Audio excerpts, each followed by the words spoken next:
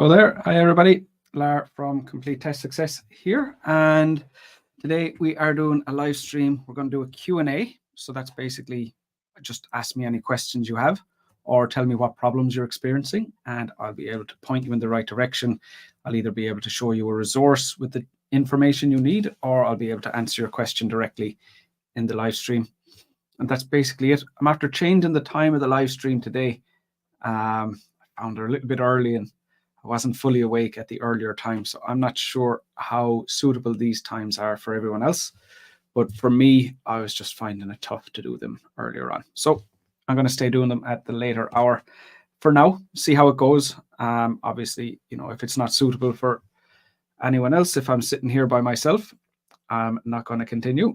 But if we have people that I can support here, then more than happy to stay going. Hey, Maravik, long time no see. Good to see you here. At the Sham, hello to you. Welcome. Hi, Mad. Okay, so lots of familiar faces. That's good. Hey, Mandeep, welcome. Hey, Domenico, good to see you here. Hi, Abinci, welcome. Okay, so pretty much any questions you have, be it writing task 1 for general training or academic, writing task 2, reading, listening, speaking, whatever issues you're having. You might even have some questions about English or, improving your English. You might have questions for fluency, vocab, grammar, pronunciation, whatever it might be. So feel free to ask. We're not focusing on anything specific today, just answering your questions. Hi, Assam, welcome. Babli, I'm doing good. Thank you very much. All going good. Thanks. Nice and awake. It's 4 p.m. where I am now, whereas previously I was doing these at 9 a.m., which isn't very early. I mean, I generally get up earlier than that, but I just don't wake up very quickly. So that is why we changed them. I have a problem in speaking. Okay. So the first thing to consider, if you have a problem with speaking, you need to narrow down the focus. So if you're just saying speaking, then that's too general. To improve, you need to figure out exactly what you want to work on or what weakness you have. So think of it this way. In the IELTS test, you're getting tested on your fluency, your vocab, your grammar, and pronunciation, and they are 4 completely different skills. So you might be very, very fluent, but everything you say is wrong. Like you can be good in some and bad in the others. They don't have that much influence on each other. So find out, what are you trying to improve first? Are you trying to improve your fluency? You need to practice speaking more. Are you trying to improve your vocabulary? You need to study vocab. Are you trying to improve grammar? You need to find out what problems you have with grammar and start working on them. So the same goes like, what are your pronunciation issues? So that's the first thing, is to find out what exactly is your problem. Like when I have students who join my course, so very quickly after they join the course would be do a practice speaking test with them. And then I'll be able to tell them like, these 2 areas are fine. These are the 2 problems, specifically, what grammar problems you have and what pronunciation problems you have. And then I'll show my students how to improve, but it's up to them to go and improve it. So, to help, when I'm helping my students, I can't learn the grammar for them. I just have to explain what problems they have and how to do it. So between each practice speaking test that I would have with my students, they would go and do a lot of work by themselves. So there's a lot of work involved in it, but knowing what you want to improve or finding out what you need to improve would definitely be a good start. Domenico, sir, this time slot fits perfectly into my schedule since I'm located in another place with a new time zone. Lovely. Good man, Domenico. Babli, I want to do speaking with you. Check my ability. How can I please tell me? Yeah, so I have that service available on my website. Just give me one moment now and I'll find that and I'll share the link with you.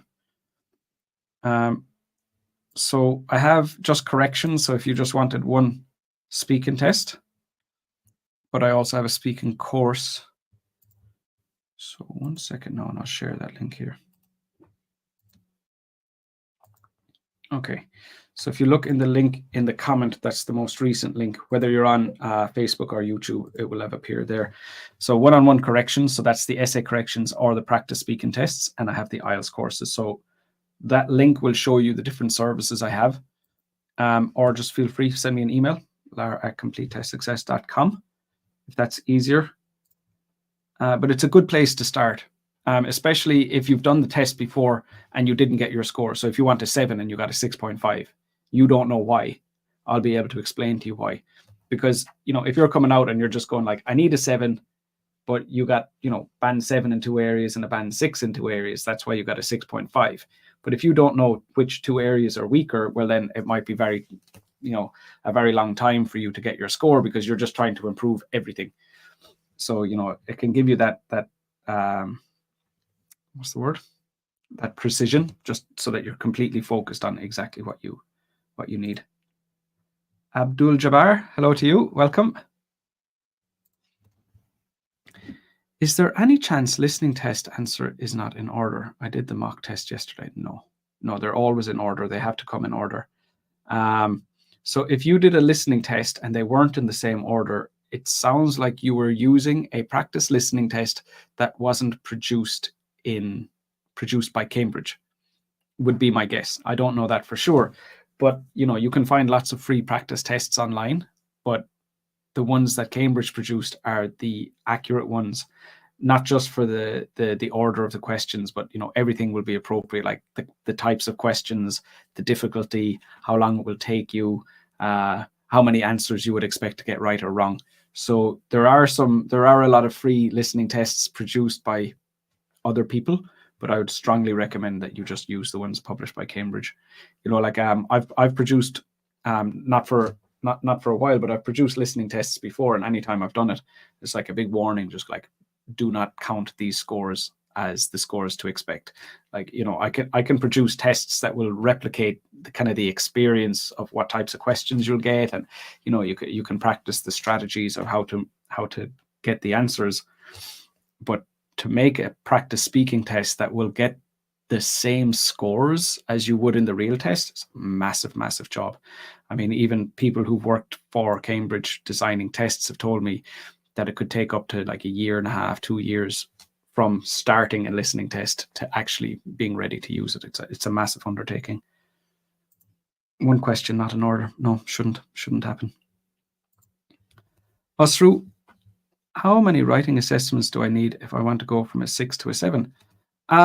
So if you're talking about when you come and join my course, that would completely depend. Like, I've brought students from 6 to a 7 with 3 or 4 essay corrections, but they already had the vocab and grammar level that they needed. So for them, it was just about figuring out the task achievement and the coherence and cohesion. And then I've had other students who they need more because they're not spending enough time improving their vocab or grammar before they come back for another correction. So it's like,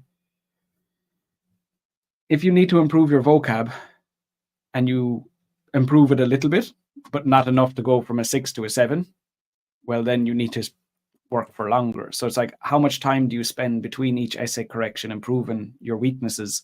The longer you spend between each essay correction and the harder you work between each essay correction, the fewer you will need.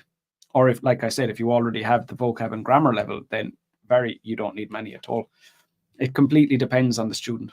It's completely different for every student. I've had some students who've had a lot, and I've had students who, they'll just send me writing every week, regardless of how much work they've done. And I'll have students who, they'll send me an essay and I mightn't see them for 4 or 5 months, and then they'll come back and they've made massive improvements. So it depends on how you study, how often you want to check in, like, how independent you are while you're studying, or if you want more support, or, you like to kind of keep on top of it by having more essay correction. So, like, it would depend on you. There isn't a simple answer to that question.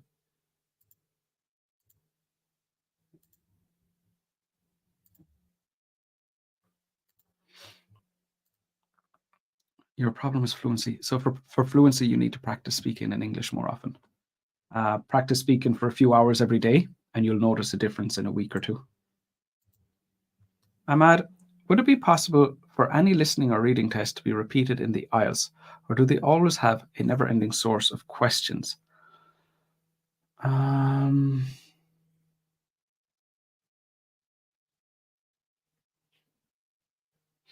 not sure. I had a student recently who got got the same task 1 question in 2 tests. He did 2 tests within about 2 or 3 weeks of each other, and he got the same task 1 question twice. And I'd never, ever, ever heard of something like that happening before. So it's very unusual. And I don't know if that's a one-off or if that's something like when it was paper-based test, that never, ever, ever would have happened. But now with computer-based test, I'm not as confident because of that one time. I think in general, I would say the answer is no. And definitely it wouldn't change the way you prepare for the test. So I'm going to say no, but there was that one person who had the same task 1 question twice, which is very unusual. And it was in the same country and it was in the same month. So very, very unusual for that to happen. But I think in general, the answer is no. I think the simple answer is no, because whatever you think would be the benefit to you, it's not. Like, you're not going to go and do the same. Even if you got the same reading test twice, how would you know which answers you got right and which ones you got wrong? You're going to try and answer them correctly anyway. So I don't think it would be a benefit, and I wouldn't expect it to happen, to be honest. So no, the simple answer is no. Hi, Salbeck. My writing score is band 6.5, but it's not improving. What do I need to get a band 7.5 or 8? Well, you see, the thing is, how much work are you doing, and like, what are you doing to improve your scores? So if you're just doing a test, getting a 6.5, going back in, doing another test, getting 6.5, doing another test, getting 6.5, that's not too surprising, because it's evaluating your level. And if your level isn't improving, then your score will be the same. I mean, the IELTS test is very, very good at being accurate. And I know there are times where you can go for a remark and your score will improve a bit, but in general, it's a very, very accurate test.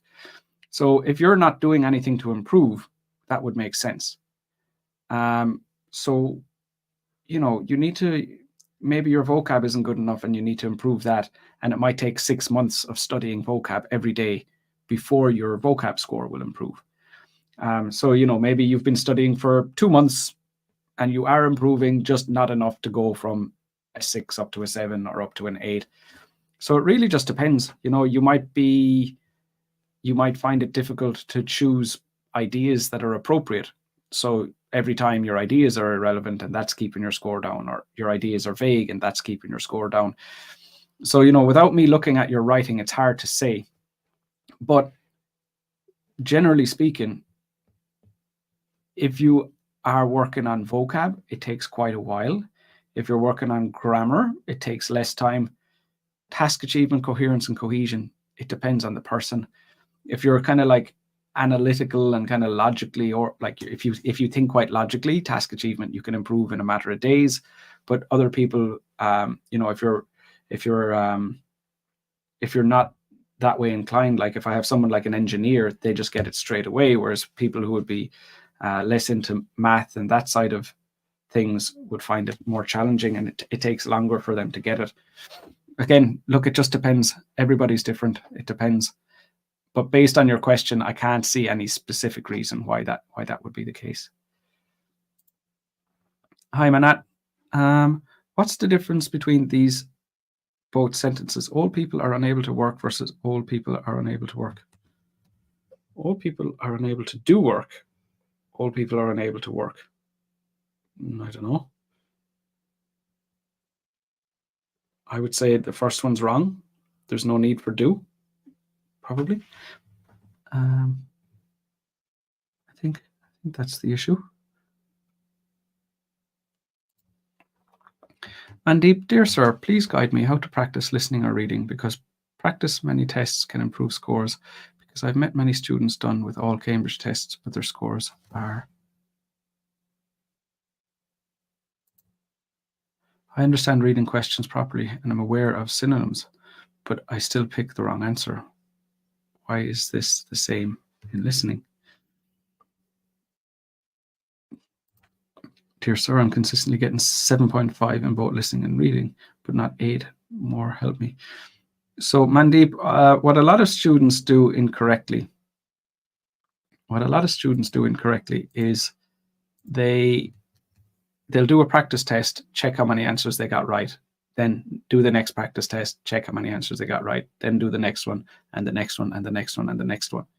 Now, earlier on, I was saying when I check my students' work, I'll tell them what they're doing wrong, what to focus on to improve their scores, and how to do it.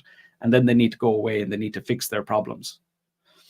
And it's the same with reading and listening. So when you do a listening test, it's not just about seeing how many you got right, but it's about seeing why did you get, let's say if you got 10 wrong, why did you get them wrong? And each incorrect answer might be for a different reason. So, you want to check, like, did you choose the incorrect vocabulary? Well, if that's the case, then, sorry, did you choose the wrong answer because you don't understand the vocabulary? Well, you might need to improve your vocab. Or did you write down too many words? Then you need to read the instructions more carefully. Maybe you made the mistake because you were rushing, so you need to, improve your time management. Maybe you got the spelling wrong, so you need to improve your spelling. So, what will improve your scores isn't doing the practice tests. Doing the practice tests will help you find your problems. Then you go fix those problems. When you fix them, you move on to the next practice test, and then you'll start to see improvements. So it's not the practice test isn't doing practice tests isn't what improves your scores. It's what you do between each test to fix your problems. That's when the improvement comes. That's where it comes from. Hi, Hamidi. Welcome. Abli, you're very welcome. No problem. Hafiza, how to avoid spelling mistakes in listening. I'm bad at it. Okay, so the thing about spelling is, if you are spelling words incorrectly, it's because you didn't learn how to spell the word. So you get the correct spelling and you learn it, and then you use it correctly. That's the easy part. The difficult part is trying to find out what words you spell incorrectly, because as far as you're concerned, you're spelling them all correctly. You're not doing it incorrectly on purpose. So what you need to do is every time, if you're writing on Microsoft Word or you're writing an email or whatever, there's spell checkers that will show you which words you're spelling incorrectly. And you need to pay attention to that. So instead of just going on the computer, going click, click, and correcting the spelling, you need to have a document where you save all of those. So it's like, here's a word I spelled correctly, add it to my document. Here's another one, add it to the document. And over time, build up a full list of all the words you're spelling incorrectly. When you have that list, you can learn the correct spellings. The difficult thing is making that list. It takes time because, you need to use the word incorrectly in a situation where there's a spell checker that's going to check it and tell you it's wrong. So that's where the challenge is. Where, like, how often do you write in English? How often do you have a spell checker checking your spelling? Are you in a situation where you can copy the word and add it to your list? That's the challenging part. Once you have a big list of words that you know these are the words that you're spelling incorrectly, you're just going to sit down and learn them. That part is the easy bit. So having the patience to compile a full list of all those words, that's the bit that you need to really focus on. And it takes time. It sounds like you've already found some of them. Add those to the list and just keep it up until you get until you're able to get the score you need. Hi, Lewis. Good evening, sir. What would you say is the main difference between band scores 6 and 7? Oh, that's a massive question. So it's like, are we talking about reading, writing, listening, or speaking? Are we talking about fluency, vocab, grammar, pronunciation? Are we talking about task achievement for task 1, task 2, task 1 general, task 1 academic? Massive difference. So it's a difficult question. I would say, if you want just a general answer, and this is never going to be a good enough answer. In general, someone who's a band 6 can communicate very well on every topic. Someone who's a band 7 is starting to get to a point where they are getting close to being fluent in the language. So a band 6 is making mistakes all the time. Might be difficult to understand sometimes, but not often. But a band 7 is going to be like really accurate. Probably the difference between, if you're speaking a second language. So for example, if you're speaking to me in English, we could communicate no problem if you're a band 6. But if you sit down next to me and another English speaker and the three of us are having a conversation together, you'll probably get lost a bit because, when the two native English speakers are speaking together, they might use some words or they might not, the context might change and you didn't notice. So like a band 6 wouldn't be able to keep up with that, whereas a band 7 would. Like a band 7 is really, really, really good.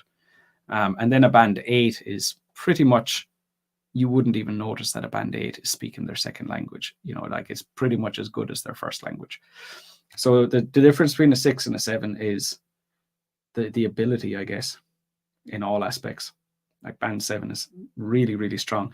And I think a lot of people don't really realize how good a band 7 is. When they start first, maybe like in your school, you might have got full marks in your English test and you're the best at English in your class. And, like all your life, you've just had like really positive feedback, like your English is good, your English is good. So people then, when they hear they need the IELTS test and they go like, oh, I need a band 7, that's going to be no problem. My English is good. But they've never had to, get to such a high proficiency. I think a lot of people are shocked at how good a 7 really is. I mean, a 7 is phenomenally good. Like most people in the world will never be able to speak a second language to that standard. It's very rare for people to be so good. I don't think I've answered your question, but I think that's about everything I can think of to say about it. Okay.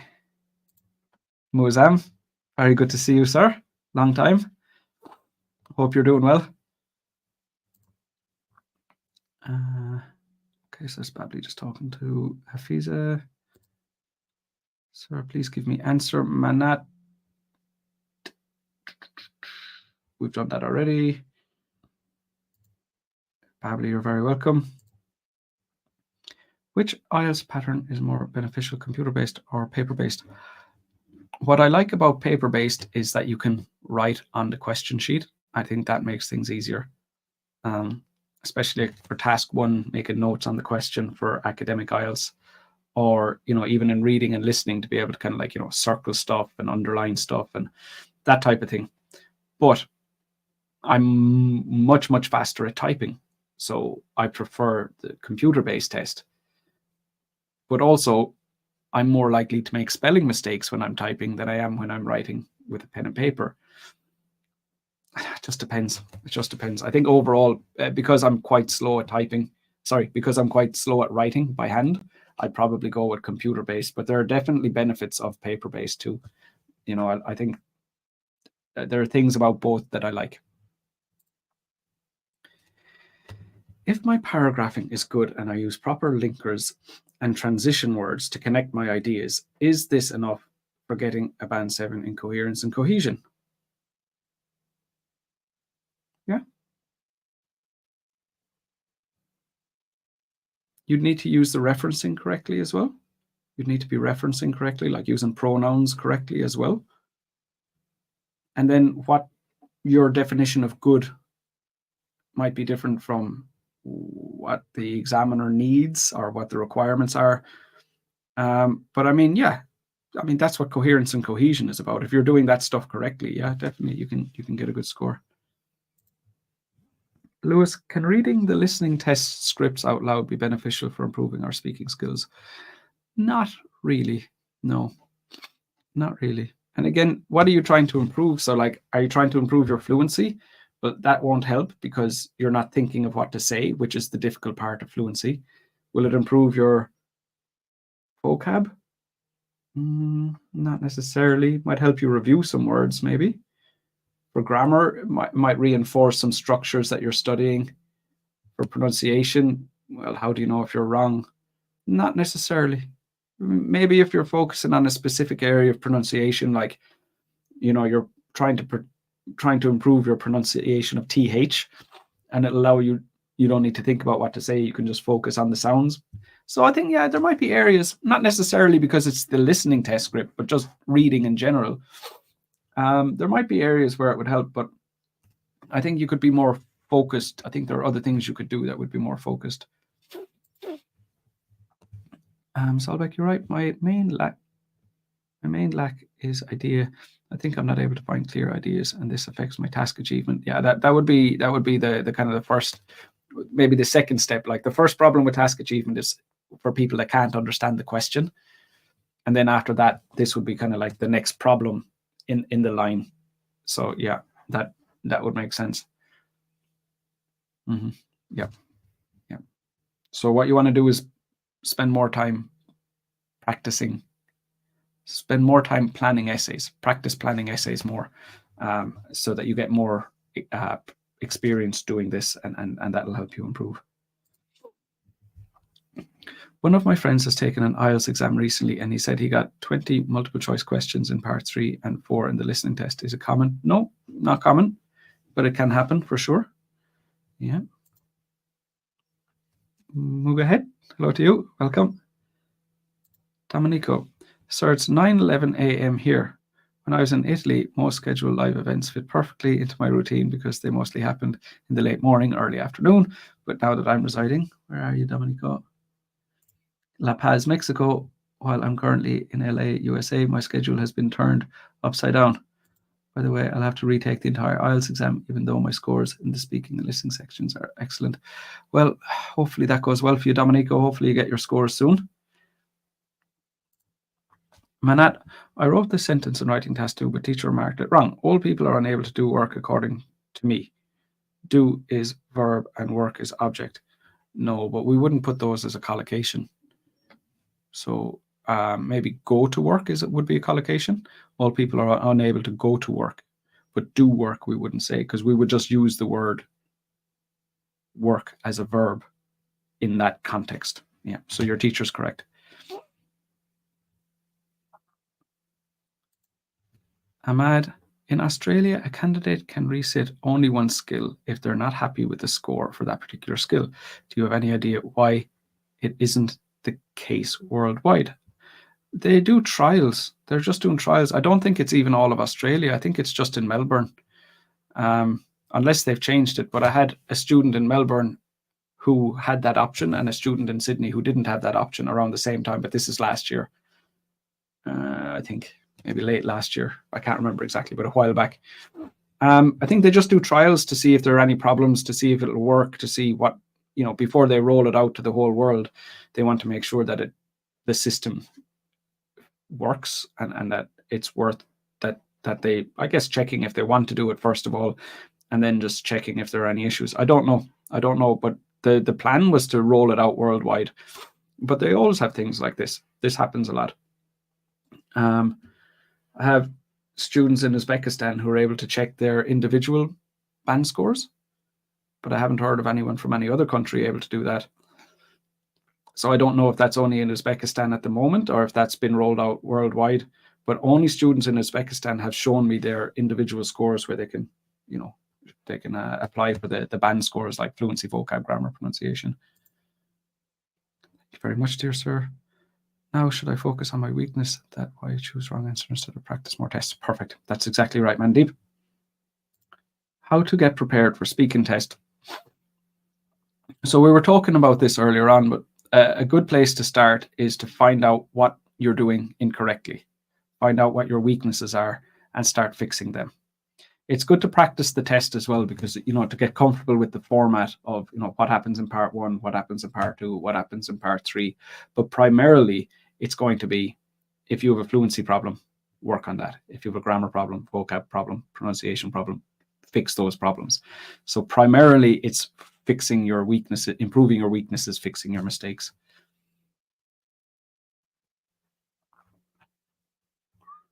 Okay. Hafiza, in writing task 1, especially for process diagrams, it is better to use past tense or present tense. For process diagrams, it will always be present tense. Always present tense, because you're just saying how the process works. How the process works. It doesn't matter whether somebody's doing it now or someone did it yesterday or someone's going to do it tomorrow. The process is the same. So it's just a description of how the process works. So that will always be in present simple. For other questions, it just depends on, is the chart based on the past? Is the chart showing a prediction for the future? So you just have to match the tense with where the information came from or what time the information represents. But for processes, it's always present. Sir, I'm supposed to maintain the same band score in speaking and listening sections while working on reading. Yeah, just do a little bit of practice. But, if you already know you can get your scores in speaking and listening, then you want to put all your effort into the other ones for now. because it'll be easier to maintain a higher score in the other ones later. Hi, Ezra. Good to see you here. How can I improve my coherence and cohesion from 7 to an 8? From a 7 to an 8, Ezra is a student on my course, so I've been correcting Ezra's writing recently. Ezra, you need to avoid mistakes with cohesive devices first of all, whereas, moreover, those types of mistakes, you need to avoid mistakes with pronouns.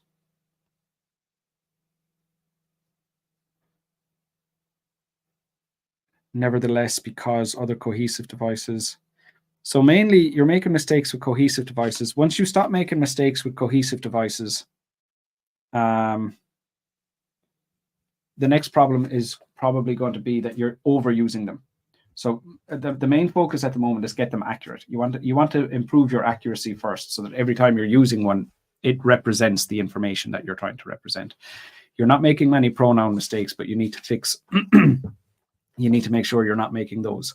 After you do those things, the next step is going to be not overusing cohesive devices. So if you have like every sentence starting with a cohesive device, that's going to stop you from getting a band 8 as well. So using them appropriately and using them accurately, not making mistakes with pronouns. And that's pretty much it. I mean, everything that you're doing with the paragraphs is fine. And also, Ezra, of course, feel free to email these questions to me as well. You don't need to come to the live streams at all, but also good to see you here.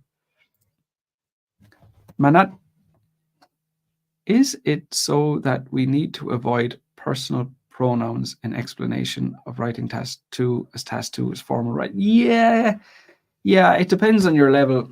Like,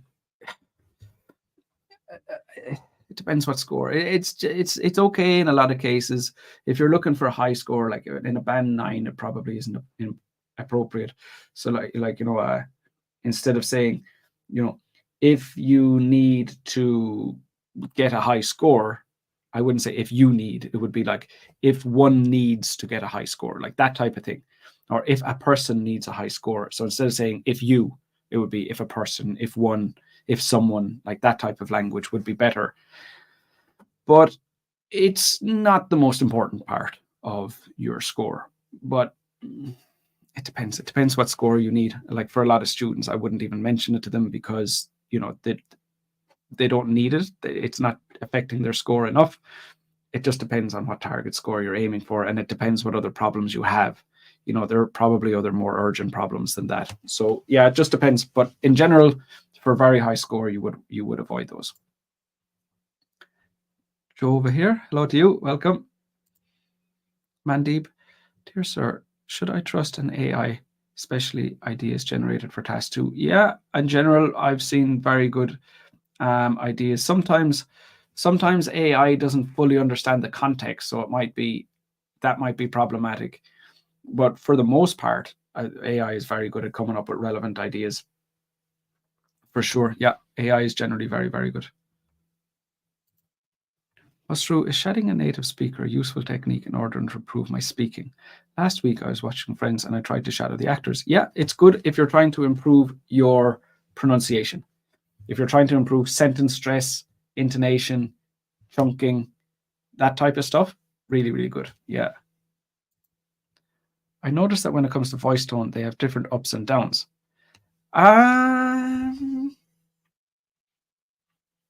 They would be exaggerated. I mean, in a show like Friends, like the difference in the quality of acting back when Friends was on TV was very, very different from the quality of acting nowadays. I mean, the quality of acting on TV nowadays is, as good as a movie. But back then, TV actors, they weren't really that good. And in Friends, it's very exaggerated.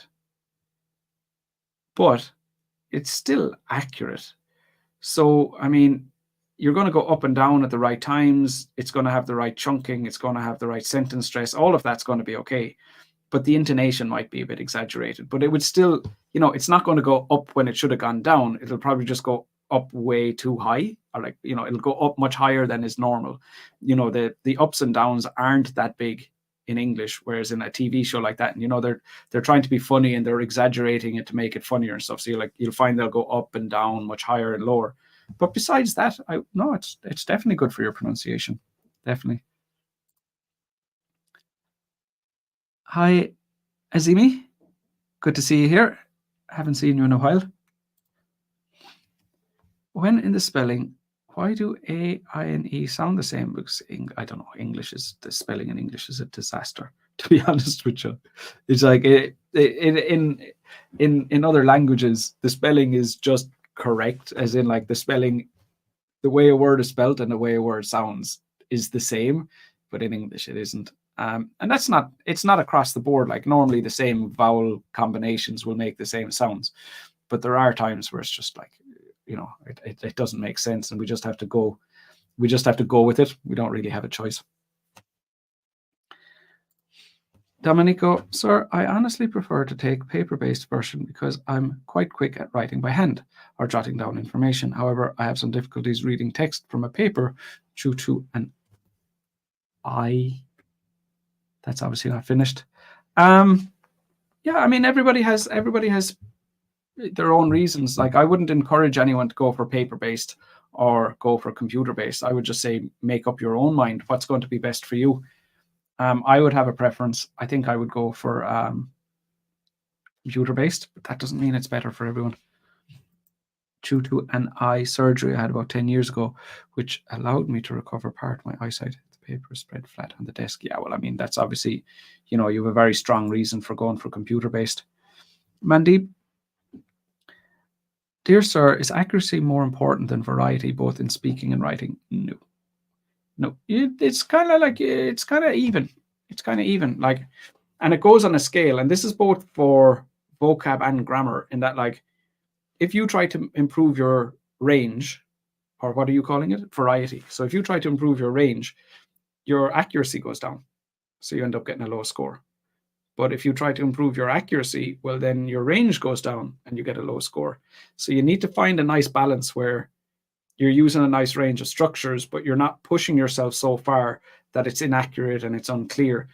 And I think a lot of students make that mistake where they feel range is the most important thing. And what I hear most often is like, range of vocab. You have to have a very good range of vocab. You have to use words that nobody else uses. You have to use weird words that nobody normally uses. And that's not it at all. So a lot of people end up getting low scores because they pressure themselves into making mistakes that they don't need to make. So I think when you're thinking about range and accuracy, you're probably making things more complicated than they need to be. I think in general, a good way to think about it is somebody has to read your writing.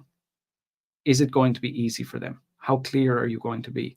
And that should be the main focus. If you can be really clear, that's a good piece of writing. Of course, range is important, but not if you're being unclear. So being clear, being easy to understand, that should be your primary focus.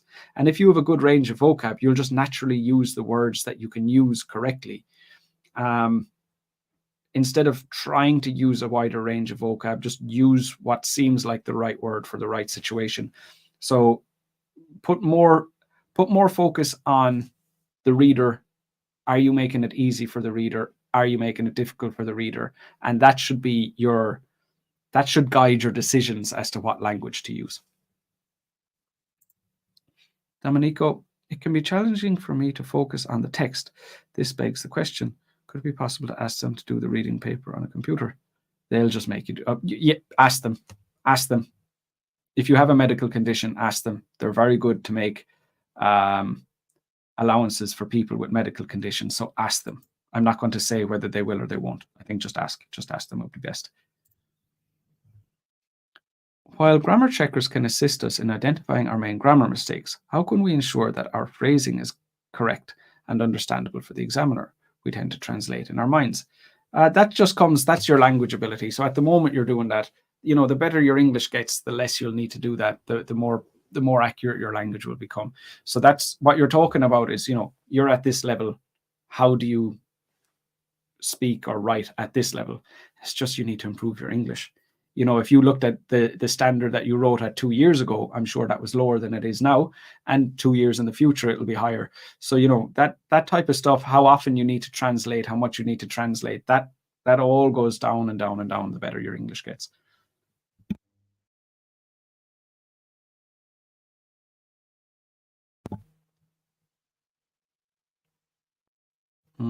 The first, however, between two commas is just saying it's like a discourse marker. And